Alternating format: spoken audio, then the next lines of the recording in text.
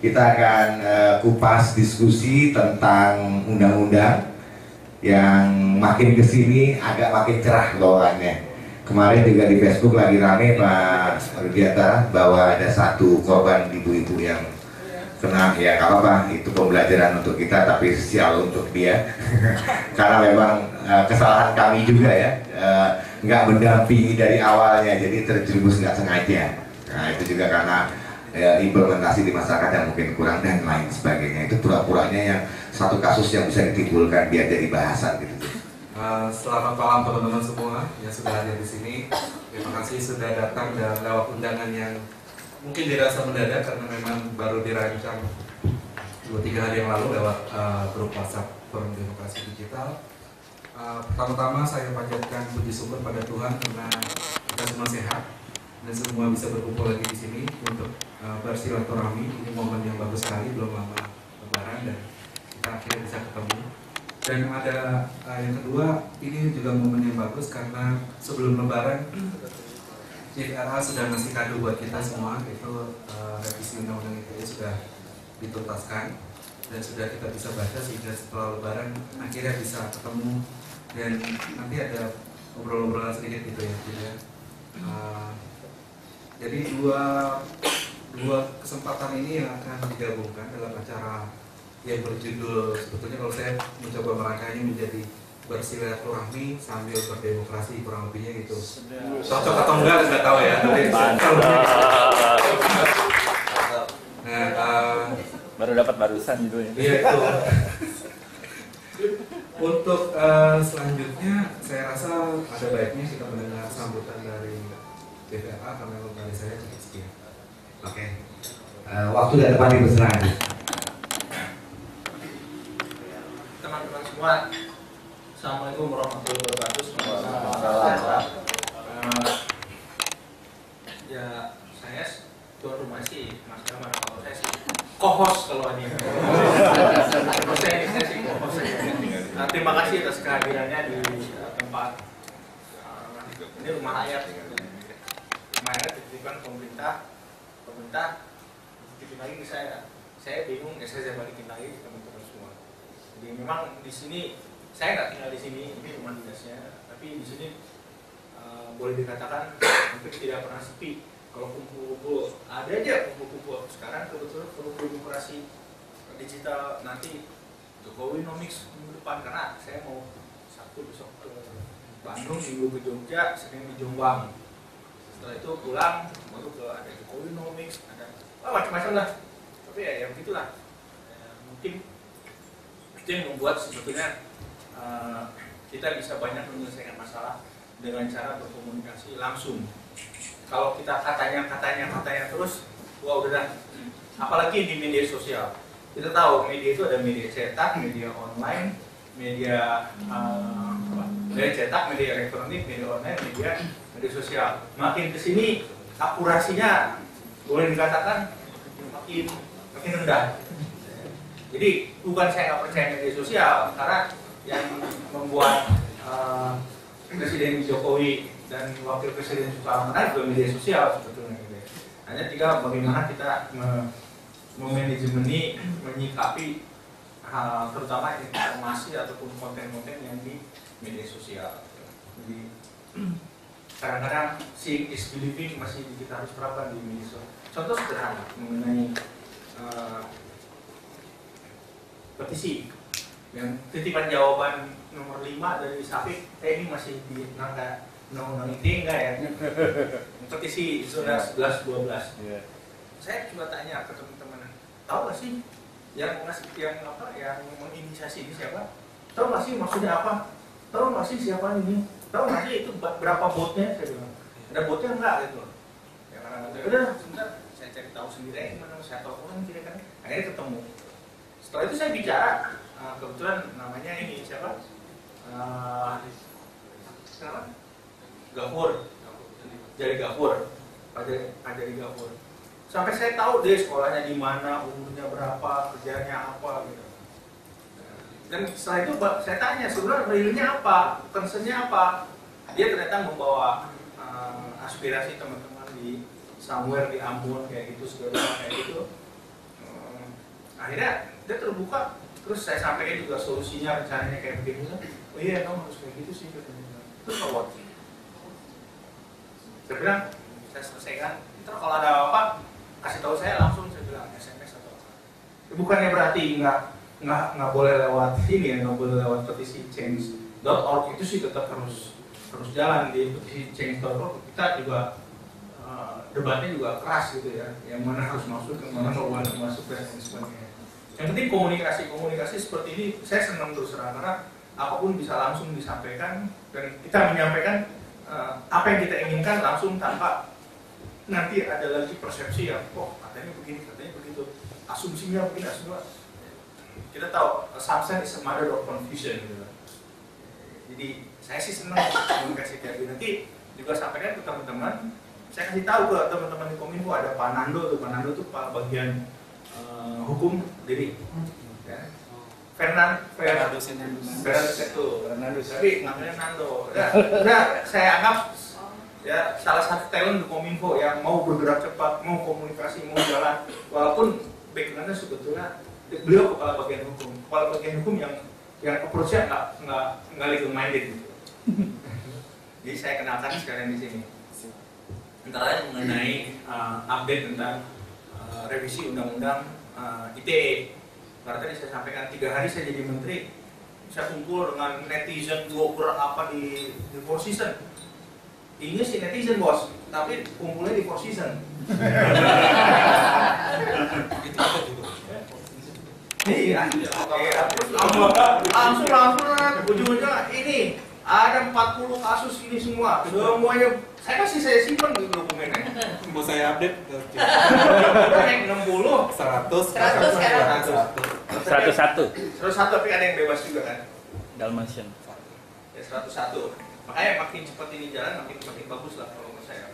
Dan saya hanya fokus ke pasal 7 ayat 3. Ya, nanti mungkin teknisnya bisa Pak Nando bantu, juga ada Pak Dan Rifanto ini staf khusus saya, staf khusus Menteri Kominfo di bidang hukum regulasi, karena beliau memang backgroundnya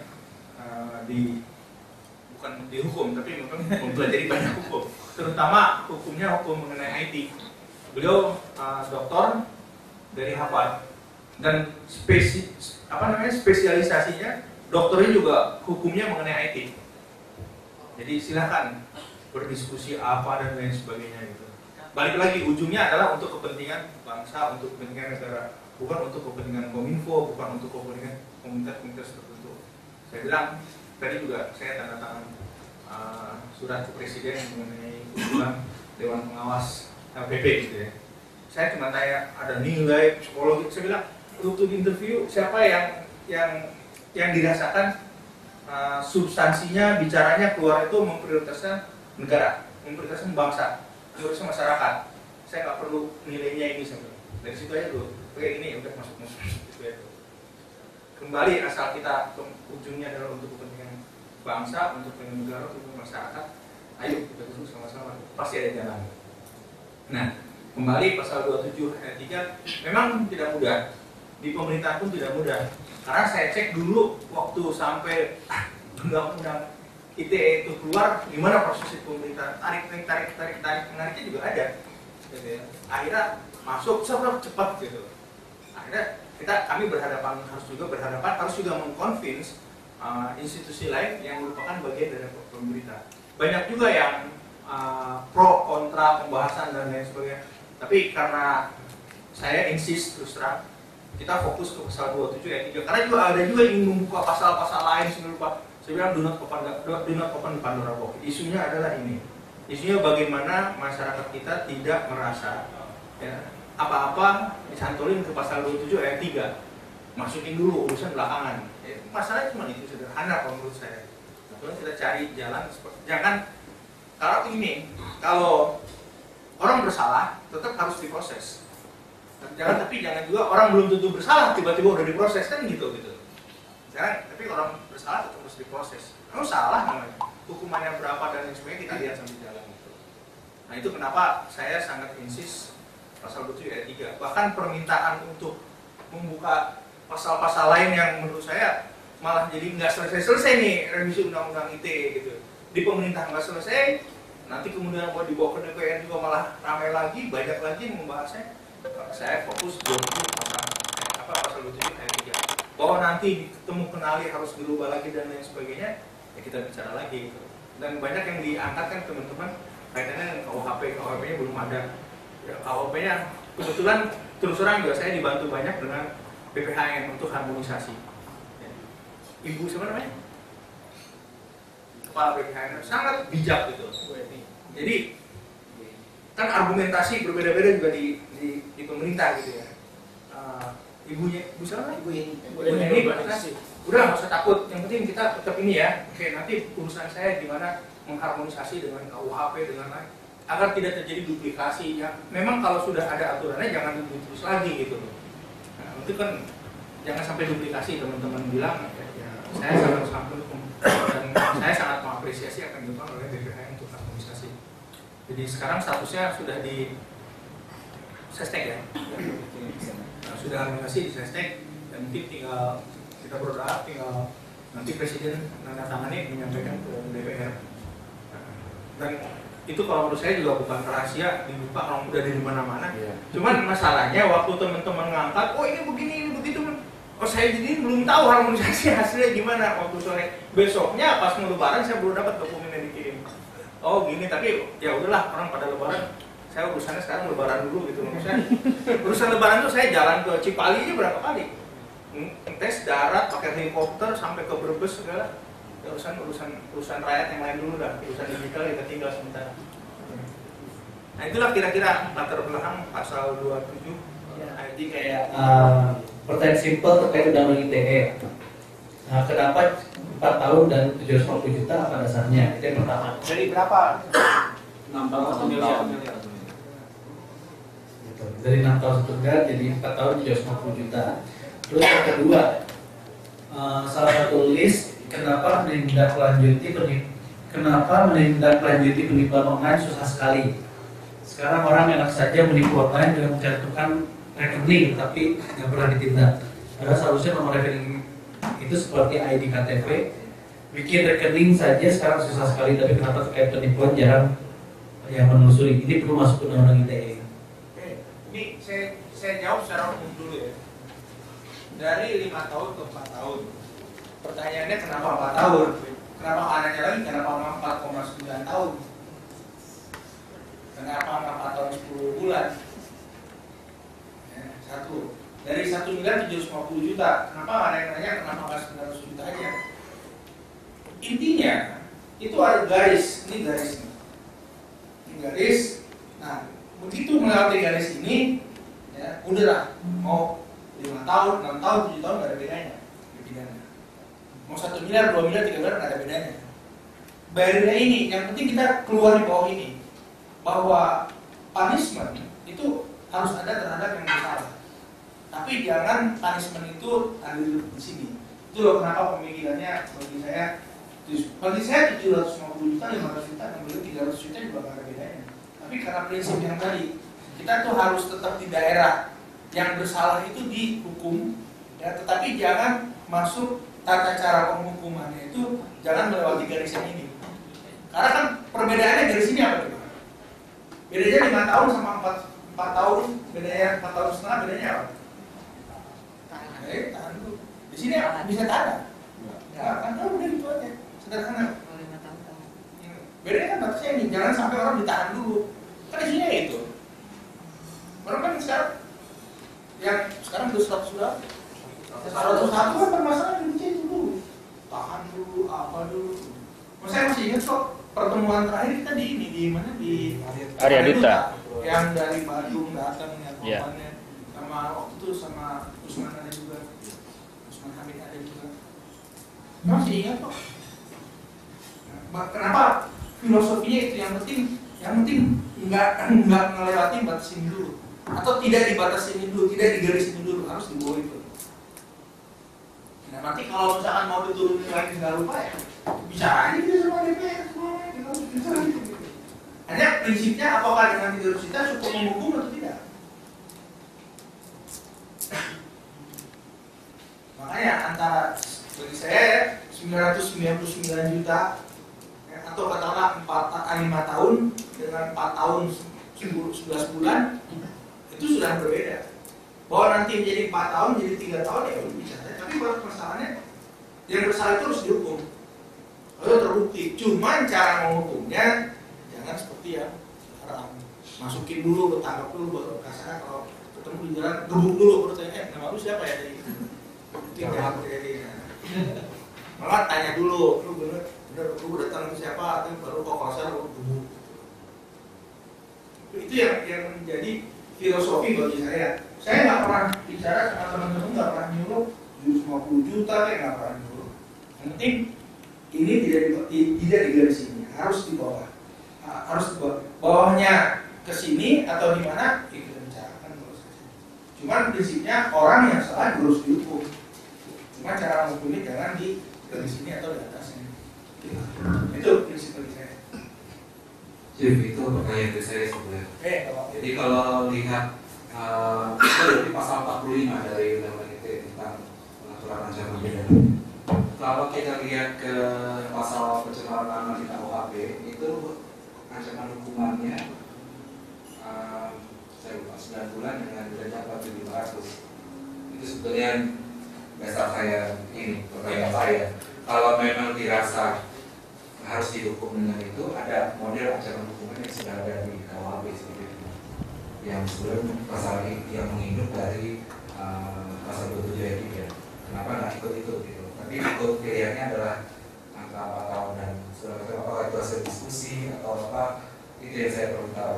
Soalnya arahnya itu. Itu saya nggak ikut. Nah, mungkin. Itu kenapa saya hanya fokus ke pasal 27 ayat 3 dikeluarkan, kemudian direstruktur ulang.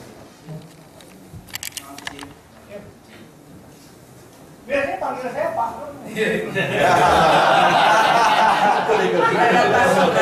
Beradaptasi dengan netizen. Baik, CSP aja nih.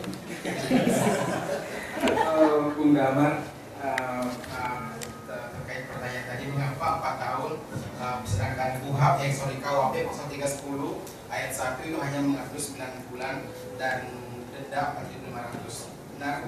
Jadi penghinaan itu diatur di pasal 310, 311, 312 hingga 317 di KUHP. Pasal 310 itu memang 9 bulan, tapi 310 ayat 2-nya 1 tahun 4 bulan karena ada hitung-hitungan sendiri. Kemudian fitnah di pasal 311 itu 4 tahun. Jadi mengapa 4 tahun itu? Karena ancaman tertinggi di KUHP itu 4 tahun. Kita tidak bisa lebih rendah lagi dari situ karena KUHP sendiri sudah 4 tahun. Itulah mengapa 4 tahun dan bukan lebih rendah dari situ. Jadi Pak Rudiantara sudah menyampaikan bahwa batas 5 tahun sebagai garis pemisah antara bisa ditahan dan tidak perlu penahanan itu ada ukuran yang kami dapat arahan dari Pak Menteri supaya kami melihat lebih clear dalam penanganan dalam perumusan RUU revisi Undang-Undang ITE ini. Kemudian yang terkait dengan pasal 27 ayat 3, Pak Menteri dapat kami sampaikan juga bahwa hal penting lainnya adalah adanya delik aduan. Kalau sebelumnya itu di pasal 27 ayat 3 itu tidak dinyatakan secara khusus itu sebagai delik aduan. Sehingga dalam praktiknya teman-teman di penyidik, padahal kami sering sampaikan keterangan kali bahwa itu adalah delik aduan, tapi kadang-kadang masih khilaf teman-teman. Sehingga masih ada yang delik aduan. Nah, dengan menambahkan poin pada penjelasan pasal 27 ayat 3 di revisi ini bahwa delik 27 ayat 3 delik aduan itu menambah bobot dari penerapan pasal 27 sehingga diharapkan APA teman-teman penyidik tidak lagi salah kaprah dan perlu harus ada aduan dulu baru terjadi kasus. Jika tidak ada aduan dari korban tidak ada kasus. Itu yang kedua dari pasal 27 ayat 3. Lalu yang ketiga dari 27 ayat 3 terkait itu penurunan tadi Pak Menteri 750 juta itu dengan pemikiran begini, kalau 6 tahun itu 1 miliar dan hitung-hitungan matematika sederhana dia akan turun 2 tahun sekitar 250 juta. Ini matematikanya seperti itu. Nggak ada itu, nggak ada apa ya. Ini dapat pandangan juga dua ketika usul itu dari teman-teman dari Unpad, Pak Apulator Sigit Suseno ketika tahun 2012 mengusul awal itu dari Dr. Sigit Suseno mengusulkan itu ketika 1 tahun 1 miliar itu 6 tahun 1 miliar, maka ketika 4 tahun diturunkan menjadi 750 juta biar imbang. Kalau tetap 1 miliar maka tidak adil bagi yang pasal-pasal yang lain. Demikian Pak Menteri, mungkin nanti kalau ada pertanyaan lagi terkait kasih. Saya masih ada. Yang Pak Nando tadi tentang keterangan delik aduan. Sebetulnya yang diharapkan oleh teman-teman itu tentang delik aduan itu harus lebih jelas lagi, Pak Nando. Halo. Maunya ini teman-teman itu lebih jelas karena dalam prakteknya, dalam 4 kasus terakhir misalnya ada netizen yang mengancam Jokowi untuk menegur setelahnya itu, ternyata yang mengadukan bukan Jokowi, tapi dari Rawan. Itu kan sebenarnya kalau lihat di delik aduan harusnya orang yang merasa tercemahkan namanya atau yang dia terancam yang mengadukan. Itu barangkali harus lihat karena saya bisa menunjuk banyak kasus yang lain yang memang bukan orang yang merasa dicemahkan namanya atau orang yang merasa terancam yang melakukan aduan, tapi itu diproses oleh polisi. Salah satu contoh misalnya Polres Yogi itu bukan bahkan itu penghinaan terhadap kota, tapi yang mengadukan adalah LSM. Gubernurnya sendiri malah tidak mengajukan aduan. Jadi menurut saya itu penjelasan terhadap pasal itu tetap harus ditambahkan, tidak cukup hanya ditambahkan oleh itu. Artinya yang kemarin itu harusnya bisa diproses oleh polisi gitu kan? Bukan kasus Jokowi yang penghinaan terakhir itu juga bisa diproses oleh polisi kan? Bisa. Maunya gitu kan? Enggak. Yang penghinaan terhadap Jokowi itu. Iya, yang terakhir. Iya, kalau yang tapi yang mengadukan Yang mengadukan harus Jokowi. Enggak, sekarang itu yang mengadukan itu harus orangnya. Iya. Padahal di kasus yang lain bukan orangnya, LSM juga bisa mengadukan. Iya. Ya, ini juga maunya, yang ini juga bisa aja gitu kan. Pada JP si Ho. Iya. Ya, kalau si Ho mengadukan sama Pada JP, harusnya juga Bareskrim menerima gitu kan. Harapan dong. Justru nggak maunya korban bener. Oh, nggak korban. Jadi harus Presiden Jokowi. Iya. Maaf, menjawab kasus Presiden Jokowi kalau berdasarkan KUHP sebenarnya penghinaan terhadap ini pejabat negara itu perlakuan khusus. Kalau kita baca KUHP untuk pejabat negara yang mengemban amanat menyelenggarakan negara itu bukan delik aduan kalau berdasarkan KUHP. Namun putusan MK sendiri sebenarnya sudah membatalkan, tapi yang dibatalkan oleh putusan MK itu hanya terhadap penghinaan pada presiden, tidak terhadap seluruh pejabat negara-negara. Nah, karena dalam kasus ini Presiden Jokowi mestinya memang sudah, artinya dalam kasus selaku Presiden Jokowi mestinya sudah terakomodir putusan MK, dan tidak ada kasus juga belum berjalan yang masih macam sukses. Lalu terkait kasus Florence Wobing di Jogja itu dikenakan bukan dengan pasal 27 ayat 3, tapi pasal 28 ayat 2 sarang. 27 ayat 3 tidak terpenuhi, kenapa? Karena Jogja itu bukan individu. Dalam pasal 27 ayat 3 itu kami perlu sampaikan bahwa itu hanya dapat dikenakan jika menghina individu, orang per orang, maksud orang pribadi lah, bukan orang badan usaha, bukan orang kota, bukan. Jadi pasal 27 ayat 3 tidak dikenakan terhadap Florence Wobing, tapi pasal 28 ayat 2 yang mengatur tentang sarang. Contoh lain. Dalam kasus banyak dengan kepala daerah itu yang mengadukan justru dinas hukum, misalnya di Goa di Rahim itu yang mengadukan kepala dinas dari bupatinya. Iya, itu juga banyak yang contoh-contoh yang berkaitan dengan yang kalau ini terjadi di luar itu justru bukan korban langsung yang merasa dengan seperti itu yang harus lebih terbuka lagi. Benar. Jadi sudah di revisi di undang-undang ITE pasal 23 tambahannya itu bahwa pasal 23 hanya dapat dikenakan kepada pelaku tindak pidana penghinaan pencemaran nama baik yang merujuk pada pasal 310 dan 311 pada KUHP. Jadi biar tidak meluas ke pasal-pasal penghinaan yang lain. Karena pasal penghinaan di KUHP itu sangat panjang, mulai dari 310, 311 sampai 317. Nah, kita inginkan berdasarkan putusan Mahkamah Konstitusi pada tahun 2009 itu bahwa pasal 23 hanya mengacu atau merujuk pada 310 dan 311, tidak lebih dari itu, supaya tidak terjadi misalnya jika ada terjadi penghinaan ringan yang tidak itu gunakan saja KUHP, bukan pasal undang-undang ITE. Jadi menurut kami sudah cukup kondusif lah menurut kami, sehingga penerapan pasal 27 ayat 3 diharapkan lebih soft jika tidak menimbulkan program. Demikian. Mana? Wah, ini bebas kok. Yang penting kita cari persamaan gitu. Terima kasih Pak Menteri. Saya ingin menyampaikan mengutip apa yang sudah lama menjadi pemikiran kita ya, terutama senior-senior di Pak Abdul Alamudi, Pak Ahmad Kusuma, Ustaz Madia. Jadi untuk kasus-kasus pencemaran nama baik, perbuatan tidak menyenangkan, gitu kan, itu kan satu tindak pidana yang sebetulnya sangat subjektif sekali, Pak. Jadi kerugian secara materialnya itu sebetulnya bisa dibilang tidak ada, hanya tergantung pada perasaan si orang yang menjadi korban gitu. Kerugian atau akibat hukum kalau pembunuhan atau orang meninggal, mengenai orang terluka atau penipuan dan sebagainya. Tapi yang sifatnya materi itu tidak ada, sangat subjektif sekali. Ketika orang merasa dirugikan, kemudian ada pihak yang minta maaf, nah kemudian sebetulnya kasus itu selesai gitu, tidak ada persoalan. Sifatnya mungkin kemudian ada permintaan maaf, itu bisa diselesaikan. Jadi kecenderungannya bagi kami itu untuk kasus-kasus yang perbuatan-perbuatan tidak menyenangkan itu sebenarnya tidak lagi pada hukuman pidana gitu. Tidak lagi pada hukuman pidana. Jadi itu kita mungkin itu bukan berarti orang yang bersalah bebas dari hukuman, tidak.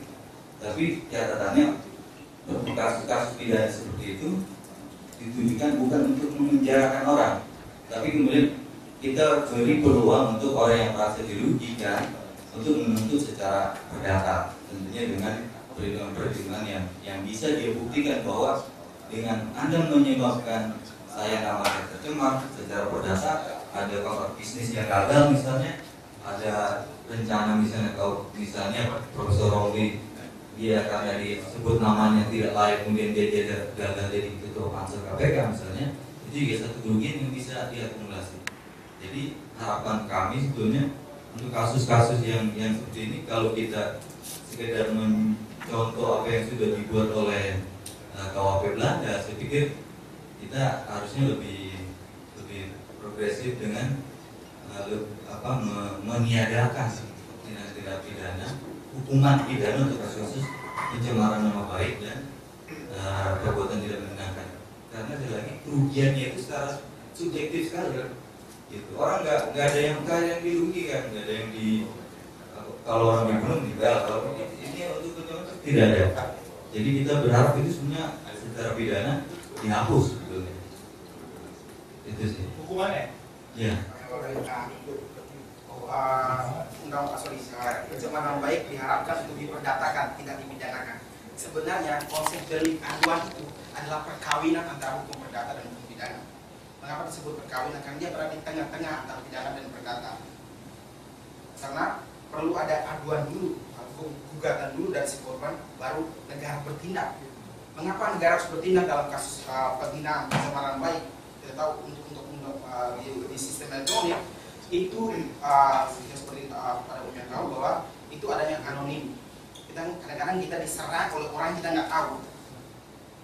Kalau kita tidak membutuhkan peran negara, kita tidak akan pernah tahu siapa yang menghina kita, mencemarkan nama baik kita, menjelek-jelekan kita, karena anonim tadi. Kalau kita menggunakan tindakan sendiri, kita terjebak oleh pasal undang-undang ITE yang lain, misalnya pencadapan, legal akses misalnya untuk mencari tahu terapi nomor HP ini sama kita menggunakan tindakan-tindakan yang justru melanggar undang-undang ITE pasal yang lain tadi. Justru karena itu negara tetap bertindak, hukum pidana tetap ada, namun yang lebih soft perkawinan antara pidana dan perdata, delik aduan itu namanya. Makanya Kominfo tetap berpandangan bahwa saat ini karena politik hukum kita masih melihat bahwa pencemaran baik itu masih diatur di KUHP, mau tidak mau undang-undang ITE masih, kecuali teman bapak ya di DPR yang sedang menyusun KUHP sekarang rancangan undang-undang KUHP menghendaki bahwa itu nanti diperdatakan, itu soal lain. Tapi selama KUHP masih mengatur 310, 311, selama itu pula kita masih mengatur dan akan menjelaskan dengan lebih baik. Jadi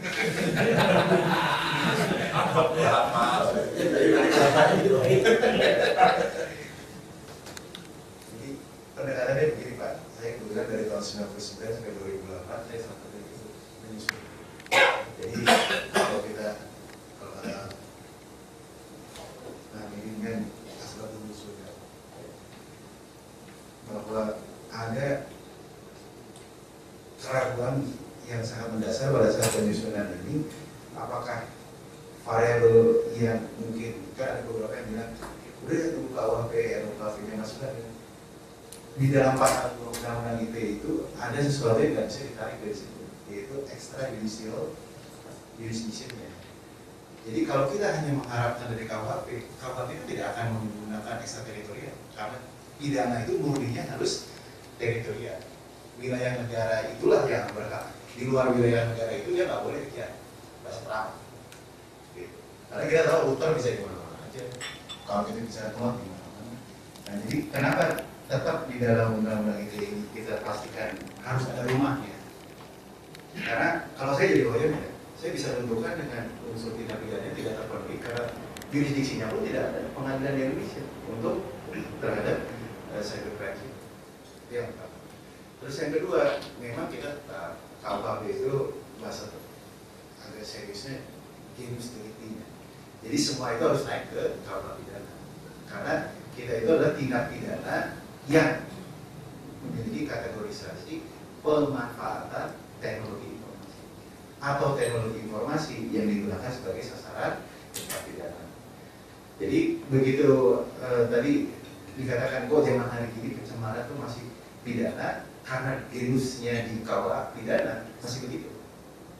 Tapi bukan berarti kita menutup kemungkinan kalau ini sampai dalam panja atau diskusi bisa menjadi bentuknya perdata, artinya sifatnya bukan peminanaan. Maka yang paling penting adalah kita harus meyakini dulu bisa nggak penal policy-nya, kriminalisasi kita cabut, bahwa tidak ada kerugian yang muncul yang menimbulkan negara harus hadir untuk mengeksekusi. Nah ini jadi tadi seperti dikatakan oleh Pak Menteri, begitu kita harmonisasi, ini juga harus diharmonisasikan ke RUU KUHP. Kalau kita mau karena kita hanya derivatif atau kategorisasi yang turun dari delik atau tindak pidana yang sudah diatur oleh KUHP pidana, kecuali memang tidak dikenali KUHP pidana, kita di dalam undang-undang ITE bisa juga benar bisa mengatur ini. Jadi di Amerika Serikat sendiri yang banyak urusan cyber law atau cybercrime, mereka tidak memasukkan wilayah itu karena mereka civil society-nya sudah pada wilayah memadai, meyakini bahwa hak saya kalau sampai diganggu saya akan ambil kita ke court. Nah jadi tentunya ini bisa menjadi suatu hal yang kita sama-sama mencari titik kompromi dalam kedepannya. Apalagi kalau semakin kita, saya selalu katakan, kita kan berevolusi dari Homo erectus, Homo sapiens, Homo faber, dan akhirnya kita kan Homo informaticus. Ya. Namun tidur kucek status kan. Nah jadi kita jangan sampai generasi ke depan keliru memahami bahwa hukum itu digunakan untuk menghambat atau menghukum. Makanya tidak mudah itu dalam cybercrime itu adalah kalau saya katakan ada kriminalisasi, karena saya meyakini bahwa tidak ada orang yang pegang gadget berinteraksi dengan internet itu adalah termasuk yang pertama coba keterusan enak diterusin udah gitu nggak pernah gitu. Jadi sebenarnya kalau kita kembali ke klasik tindak pidana yang susah cari niat gitu. Tapi ya selalu aparat penegak hukum ya dengan niat ya pegang handphone dia punya. Ini yang kita harus hati-hati. Turunan dari undang-undang telekomunikasi ke undang-undang ITE ini memang ada titik di mana yang kita mungkin sama-sama bisa mencari. Kedepannya sebenarnya apakah kita mau dikriminalisasi atau tidak? Jika tidak mau dikriminalisasi, maka kita harus punya koridor perlindungan society. Apabila itu sudah memadai, negara tidak perlu masuk.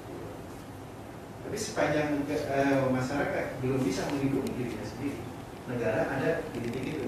Cuma tadi seperti disampaikan Pak Menteri, kenapa kita revisinya kali ini, tahun ini, dan hopefully mungkin akan menjadi, mohon maaf Pak Menteri kalau kita lingkungan tidak boleh kata bahwa ini bisa jadi undang-undang pertama yang dikeluarkan oleh DPR. Karena apa? Karena ada di satu pemahaman dulu.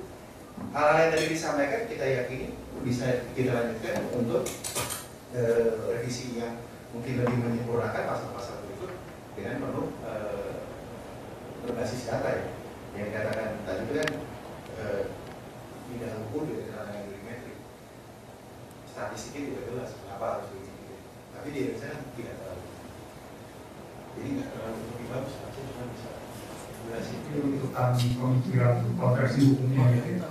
Tapi saya sekedar saran juga itu karena kan tidak ada kesalahan yang harus luput dari hukuman.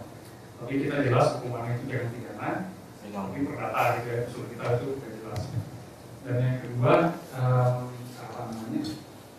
Sebenarnya selain pedoman hukum, konversi hukum tadi yang saya tadi, kita punya satu bahan kuat gitu untuk mengevaluasi pasal tersebut. Sekarang jumlahnya sudah 100 korban, ini kan statistik yang kuat, yang nyata gitu. Maupun jumlahnya 100, kita bisa presentasi berapa dari 100 itu, berapa persen yang dia benar-benar melakukan kejahatan penghinaan, berapa yang dia hanya menjadi korban kekuasaan gitu. Dan biasanya kekuasaan itu kan mencari celah lewat hukum. Jangan sampai hukum ini dijadikan alat kekuasaan untuk mencari celah gitu. Ini hukum jumlahnya pas 100 itu terpresentasi dengan enak. Kalau dia di atas 70% hanya jadi korban kriminalisasi, itu statistik yang kuat yang bisa menjadi pertimbangan untuk mengubah hukum kan. Jadi kan hukum kan bukan hanya konsep tetapi sudah ada data empirisnya gitu. Itu yang pertama. Yang kedua, saya usul supaya ada satu penjelasan yang bisa membedakan antara kritik dengan penghinaan. Jangan sampai kritik itu lantas diterjemahkan jadi penghinaan. Jadi subjek dan objeknya harus jelas. Misalnya subjek pejabat negara, objek kritiknya apa? Objek kritiknya adalah misalnya seorang hakim. Kita mengkritik seorang hakim soal keputusannya. Jadi jelas jabatan dia hakim. Kerjaan hakim adalah membuat keputusan. Ketika kita mengkritik ini, kita harus bisa bebas dari pencemaran nama baik. Karena yang kita kritik adalah pekerjaan dia, jabatan dia, bukan subjeknya dia itu. Dan ini yang harus dilindungi. Negara justru harus hadir melindungi ini. Karena fungsi kritik itu kan fungsi yang sangat elementar dalam demokrasi. Nah, ini harus diperjelas di mana yang kita mengkritik ad hominem dan mana yang kita mengkritik dalam rangka dia sebagai pejabat publik dan kinerjanya yang kita kritik. Jadi mungkin objeknya apa, subjeknya siapa itu harus jelas. Itu aja sih. Sekarang kan juga dipakai undang-undang ITE ya kalau yang online, kalau yang portal dan segala macam itu sudah ada yang usaha pakai undang-undang ITE. Nawawi lebih tahu lah ya, ITE ada beberapa yang ini. Nah, apakah bisa dimasukkan di dalam usulan pemerintah khusus untuk pers, misalnya melalui Dewan Pers gitu? Jangan sampai soalnya ya karena ada undang-undang pers kan, gitu ya. Jadi dimasukkan gitu di dalam pasal. Gitu ya, karena kan sekarang multi platform ya, gitu ya, mau RRI aja gitu, kalau kita bicara LPP RRI aja ada online-nya dan semua tuh ada online-nya, gitu loh. Jadi kalau bisa dimasukkan, saya usulkan dimasukkan di dalam rancangan gitu bahwa kalau khusus untuk pers gitu untuk ke Dewan Pers saja, karena emang udah ada undang-undang pers juga gitu. Kalau hal-hal lain tadi teman-teman sudah menyuarakan itu yang satu. Yang kedua kan sekarang lebih banyak fitnahnya ya di sosmed, yang PKS Piyungan dan teman-temannya itu ada nggak plannya dari Kominfo apa gitu untuk seperti itu? Kita memang nggak bisa kayak Orde Baru kan, nangkep orang lah, apalah, segala nekan orang, tapi ada nggak gitu plannya Kominfo? Karena kalau ini dibiarkan juga bahaya juga gitu ya, ketika kita benar ngomong dengan gampang ditwist gitu ya, dan itu agak mengacaukan juga dari beberapa hal gitu yang yang ada di lapangan. Itu aja sih, Cip. Terima kasih. Terima kasih banyak waktunya. Juga saya pengen tadi sebenarnya sudah jelas ya bahwa kalau saya sih, ini tafsir saya, spiritnya spirit melindungi citizen kalau saya lihat sih.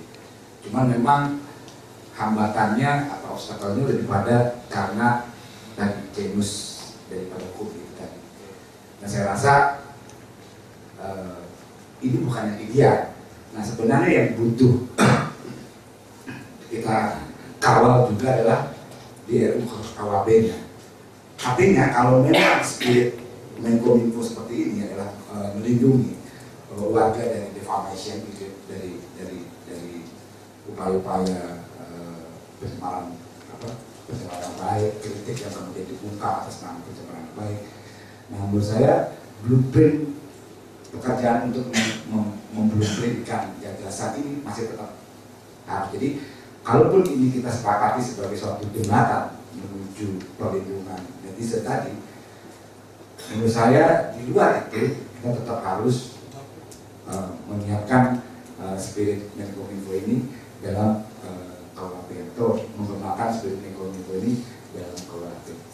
Jadi tawaran saya ya mungkin awalnya juga bisa tegaskan itu ya ke depan ya kita pekerjaan ini masih harus diteliti bentuk yang terbaiknya seperti apa, formalnya seperti apa. Karena saya setuju sama Pak Wino bahwa pejabat dalam praktek demokrasi nggak bisa tuh, mau itu bukan presiden gitu ya, kalau kita objeknya jelas itu nggak bisa gitu. Makanya beberapa negara sudah memiliki anti-slap. Jadi satu kalau saya mengkritik siapapun, warga diberikan perlindungan. Kalau saya mengkritik terkait dengan isu nuklir, terkait dengan isu apapun gitu, selama itu dalam kategori kritik, saya dilindungi oleh undang-undang. Nah inilah yang menurut saya harus jadi istilahnya anti-slap ya, citizen lawsuit against defamation. Nah inilah menurut saya yang bisa jadi perubahan materi untuk dibandingkan pada saat penyusunan pertama undang-undang ITE, keterlibatan teman-teman netizen atau komunitas itu masih terbatas kepada tukang izin. Ya kita bahasa terang lah, tukangnya order suruh bikin hukum, ya begitu. Kenyataan pada saat ditata pemikiran, begitu kita bicara social engineering ini nggak dapat. Dan inilah kesempatan kita paling baik, ya bukan karena saya di depan Pak Menteri, kalau menterinya bukan para di antara, saya mungkin harus menyampaikan dulu untuk meyakinkan. Tapi ini beliau sendiri yang meyakini bahwa pilihan tidak banyak, waktu pun tidak panjang, tapi ada yang bisa kita lakukan buat bangsa ini, setidaknya orang yang tidak perlu dizulimi. Ya kan? Tadi kalau boleh saya usulkan Pak, dari 101 case-nya dengan penyebabnya apa, kita buktikan dulu Pak. Ternyata semua percobaan. Apaan hakim memutusin suatu hukuman yang pidana itu? Katanya hukumnya percobaan. Kenapa? Supaya dia bisa bahasa terangnya dengan pada saat dia ditahan, pada saat proses jadi tersangka, habis. Ini suatu hal yang kita bicara secara lembaga yudikatif miris. Jadi selain abuse kekuasaan terhadap itu, hakim juga jadi terkekang untuk cuma pakai begini, masa saya masukin. Akhirnya dia bukan percobaan. Sesuatu yang secara mekanisme teori pidana peminanaannya itu jadi nggak ada perlunya, kan orang ditahan, tapi supaya dia nggak menuntut balik karena dia ditahan, tetap dihukum, tapi percobaan atau dipotong masa tahanan. Nah dengan kalau kita bisa seperti itu, meyakini seperti itu, buat apa dipidana? Intinya berarti the crime itu kan bisa memotong anak kita sendiri kalau di dalam pemahaman gitu. Terus terkait pers, memang hari ini tuh masih baru MOU antara Polri dengan Dewan Pers. Kalau itu bisa kita angkat pada entah nanti mau revisi yang mana. Karena kalau MOU itu selalu sifatnya itu suasana batin, bukan normal. Jadi kalau suasana batin lagi sebel, nggak peduli. Nah, jadi ini dulu juga kita tidak pernah terbayangkan bisa memasukkan norma ekstrateritorial atau electronic evidence dalam ITE. Ini sesuatu hal yang menjadi pilar baru. Bahwa saya setuju kita pasti nggak hanya akan berhenti di sini untuk revisi undang-undang ITE. Tapi tolong kita juga sama-sama kawal. Saya sependapat sekali. Itu malah kuncinya itu apapun kita bicara soal pidana di Indonesia itu malah dikawal. Jangan logika-logika masa imperialis, kolonialis yang menganggap bahwa peminanaan itu buat yang berbeda warna kulit. Nah, saya bisa saja warna kulitnya sama, tapi apa berbeda tapi lain gitu. Perlakuan hukumnya gitu. Nah itu yang sebenarnya sih. Karena dalam logikanya selalu tindak pidana KUHP pidana baru turun ke tindak pidana khusus kok. Kita kembali ke tindak pidana khusus telekomunikasi, teknologi informasi, penyiaran, dan juga yang sifatnya di informasi lain. Cuman tadi sahabat saya yang sebelah ini, Pak, gimana nih Pak kalau informasi kita bikin undang-undang, hati-hati, abuse-nya lebih ngeri. Gitu. Karena begitu kita tidak menyentuhkan normanya secara clear, maka yang disebut informasi itu akan bisa kemana-mana. Dan akhirnya jadi makanan saksi ahli atau ahli yang biasa bersaksi. Ya, kita harus disikap. Nah, jadi kenapa urgensi kita tahun ini dengan Kornas kali ini itu tidak mudah kita meyakinkan, hampir juga mental menjadi prioritas, tapi tidak tahun ini. Tapi alhamdulillah dengan betul-betul ya kemudian Pak Menteri berhasil kita meyakinkan, artinya dari 12 yang pernah tadi 12 pasal. 12 pasal itu kalau bahasa hukumnya 2 orang sarjana hukum bisa 10 pendapat. Berarti kalau 7 pasal setidaknya 49 pasal. Gitu. Jadi ini ada, kalau tadi katanya kalau ada hitung-hitungan dia, kalau orang hukum gitu, kalau orang hukum datang ngomong udah 10 pendapat. Nah, jadi dalam pendekatan ini tentunya kalau dengan harmonisasinya misalnya berbarengan KUHP pidana pasal yang itu sudah dibahas sebelumnya dan sudah diketok di pansus yang itu, walaupun KUHP pidananya belum disahkan, maka kita bisa langsung juga berusaha. Ini ya apa untuk sifat taktikalnya.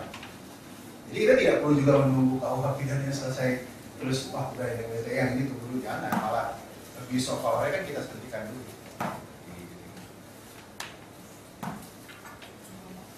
Sudah, ya kira-kira begitu Pak. Jadi kalau yang penting juga kita juga meyakinkan bahwa tidak dikuranginya kewenangan aparat penegak hukum. Bahwa ini yang tidak sederhana pada saat terjadi pemindahan detail antara aparat penegak hukum dengan pengadilan ke medan kita. Ini yang kita juga harus sikapi. Jadi mohon maaf tidak melibatkan teman-teman di proses, karena saya deliberately mengambil keputusan itu. Soalnya kalau teman-teman ikut di pembahasan dari pemerintah, mohon maaf, mungkin panas. Mungkin panas. Jadi saya di Kominfo itu harus apa ya istilahnya? Harus fair kepada semua pihak. Gitu.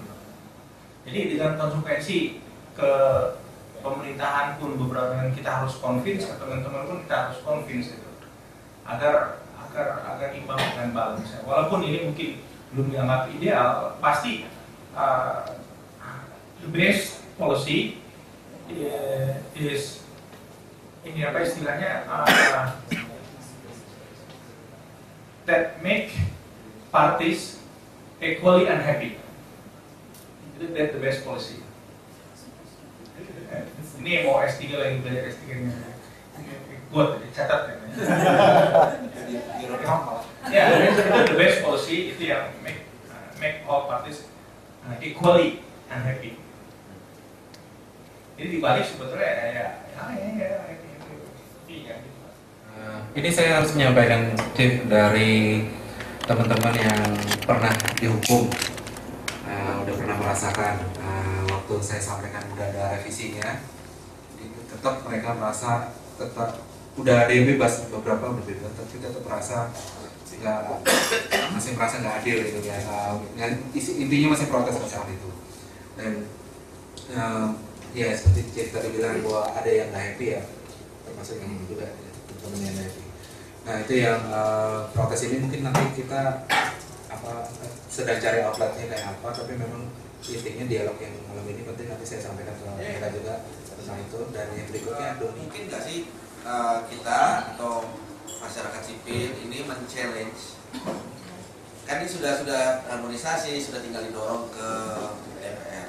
Apakah ada mekanisme untuk men-challenge itu supaya, maksudnya kan sebagian dari teman-teman ingin ini supaya dicabut hukumannya, tidak hanya sekedar dikurangi, dicabut. Apakah bisa dengan mekanisme challenge apa? Yang kepikiran bodohnya saya, karena saya nggak ngerti hukum, nggak ngerti politik juga. Apakah kemudian kita bisa melalui DPR misalnya dengan naskah sandian misalnya, saya tidak tahu ini dimungkinkan secara fatsun politiknya, bagaimana secara kita kan menjawab juga perasaan dari teman-teman yang ini. Apakah masih ada satu mekanisme untuk mencari bahwa keputusan akhirnya adalah hanya dikurangi, yaitu sudah keputusan politik yang bulat. Kira-kira gimana sih? Mekanisme legislatif artinya memang nanti begitu setelah diputuskan oleh komisi bentuk panja, nanti memang harus membuka sama juga kayak kita bikin tadi. Nah itu harus masuk. Bahkan DPR sendiri akan memanggil ini bagaimana masukannya. Jadi terjadinya perubahan. Jadi orang sering kali melihat bahwa undang-undang itu produk hukum, bukan, itu produk politik. Jadi kalau orang melihatnya produk hukum, karena yang dilihatnya sebagai undang-undang. Tapi kalau proses di Indonesia itu, dia malah menjadi produk politik. Berarti yang bisa didorong teman-teman sekarang, kesimpulan saya adalah juga melakukan komunikasi, advokasi dengan teman-teman di Senayan, di politik gitu ya. Dan jangan berhenti gara-gara kita udah memasuki ke DPR, presiden, terus udah nanti itu terus di media harus tetap diangkat adanya kondisi-kondisi faktual seperti apa, secara statistik juga seperti apa, sehingga tetap ya kalau tadi kata Pak Menteri kan besi hanya bisa jadi pada saat masih panas kan. Kalau udah dingin aja ya ada isu lain yang juga panas. Dan sekali lagi yang penting juga bagi kami kalau dari sisi karena ini adalah tindak pidana adalah yang di Komisi 3 rancangan undang-undang KUHP. Itu penting buat kami. Begitu dia sana dihapus, kita masih berhenti. Ya, itu udah ada mekanisme yang tidak boleh ada apabila genus deliknya atau delik kok genusnya dihapus, pas spesiesnya muncul. Itu saya rokok mau dihapus. Kira-kira seperti itu. Jalan menuju rumah. Nah, terus terang ya, saya bukannya tidak share concern teman-teman gitu.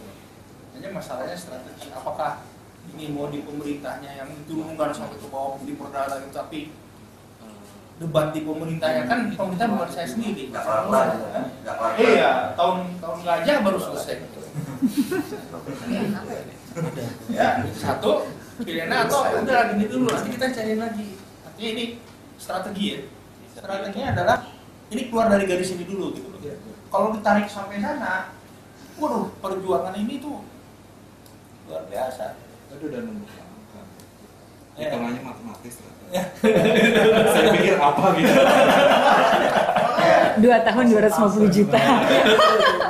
Ya kuantifikasi umur orang. Hitam kancing ya. Itu lebih. Kalau di telekomunikasi ada lagi rumusannya. Undang-undang telekomunikasi 1 tahun sama dengan 100 juta. Itu semua pasal-pasalnya 5 tahun dan 500 juta. Semua pokoknya 1 tahun terus 100 juta. Bukan yang ITE lebih mahal ya 1 tahun sampai 250 juta. Karena keluaran belakangan bos. Inflasi masih inflasi.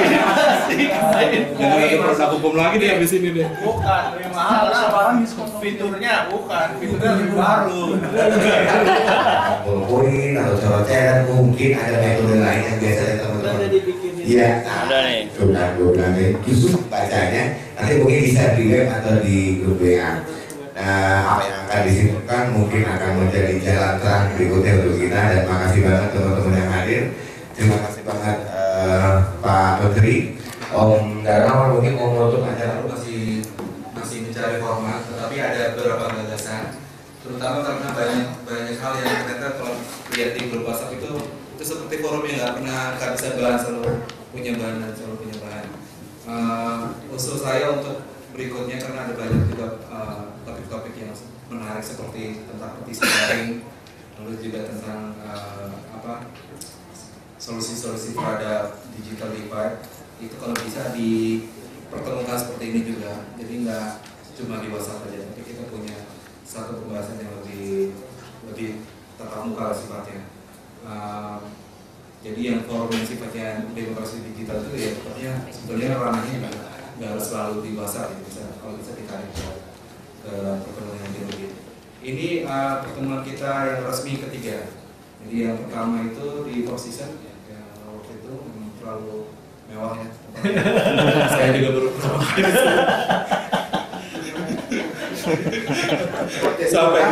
sampai ini mau dapat sepatu nggak enak. Yang kedua di area Duta, yang ketiga ini di ini saya sih berharap pertemuannya nggak harus di tempat yang mewah, di model rumah yang itu ada apa di organisasi teman bekerja atau di rumah kawan-kawan di rumah kota. Sifatnya sebetulnya kita mau saling belajar, saling memperbaiki, karena saya melihat digital ini memberi ruang yang baik sekali untuk proses demokratisasi. Ada dari sisi proses kita bisa saling belajar, itu pertama yang saya rasakan dari sharing learning. Yang kedua, kita bisa memberi saling kesempatan untuk mempraktikkan sebetulnya yang sekarang itu seperti apa. Nah ini penutup dari saya. Terima kasih atas kedatangan teman-teman dan kesetiaan untuk tetap ada di ruangan ini sampai jam 10 malam, 10:15. Jam 12 waktu Ambon. Ya, jam 12 waktu Ambon. Boleh saya ini saya pesan ya. Kita nih di FGD ini bicaranya yang tadi terus sudah sekali-sekali kita bikin grup, tapi jangan pakai WhatsApp. Pakai yang aplikasi yang saya berpakai. Sama bangsa, apakah email, apakah ada beberapa. Biar kita juga Endanya harus nggak hanya dulu. Ya sudah. Saya udah bilang sama Enda, tolong bikinin yang gampang, buku saku bagi-bagi gitu loh. Biar kita juga saya terus terang ini menjadi polisi di Kominfo, kita akan dorong ini setidaknya untuk balancing dengan yang internasional. Yang penting dapat dulu economic scale, apakah 5 juta atau berapa, setelah itu baru bisa mulai dirubah. Kalau nggak gitu, kita tidak akan pernah bisa katakanlah menghadapi yang namanya OTT internasional. Itu yang pertama. Yang kedua, lagi saya juga nunggu European Commission. European Commission ini itu lagi melototin aja. Kalau mereka jadi 2016 menerapkan kebijakan bahwa OTT itu adalah subjek kepada license di Eropa, ya, kita akan immediately ikut. Tapi pada saat itu, kalau kita mulai dari sekarang, kita bantu teman-teman OTT nasional dari sekarang, pada saat itu mungkin kita udah banyak juga, sehingga kelompok-kelompok. Saya bukannya go to help mereka ya, kita harus punya nasionalisme tapi nggak boleh chauvinistik. Itu ya dari teman-teman sekali-kali, udahlah kita ngumpul begini, diskusi boleh, tapi ajak mau sebangsa kayak, mau IMES kayak, mau mana kayak, ada beberapa di Kominfo ada dorongan ya, yang sudah diundang sama Kominfo, kita coba fasilitasi suruh presentasi, ajak presentasi, terus kita coba pindah ke keuangan. Indonesia kreatif ya. Itu presentasi juga tuh. Produk. Iya, kenapa enggak? Kampung. Ini kenapa enggak? Pasar Indonesia itu luas kok, besar kok. Asal kita, permasalahan kita mau nggak? Kita punya hati nggak? Punya maintain nasionalisme kita nggak? Dan tidak boleh chauvinisme. Itu ya dari saya. Terima kasih kehadiran teman-teman. Bapak host, terima kasih. Assalamualaikum. Dari Pak Ketua. Ini asa desa. Supaya ada yang terima kasih. Selamat malam buat teman-teman seluruh Indonesia. Ini satu pertama aja bahwa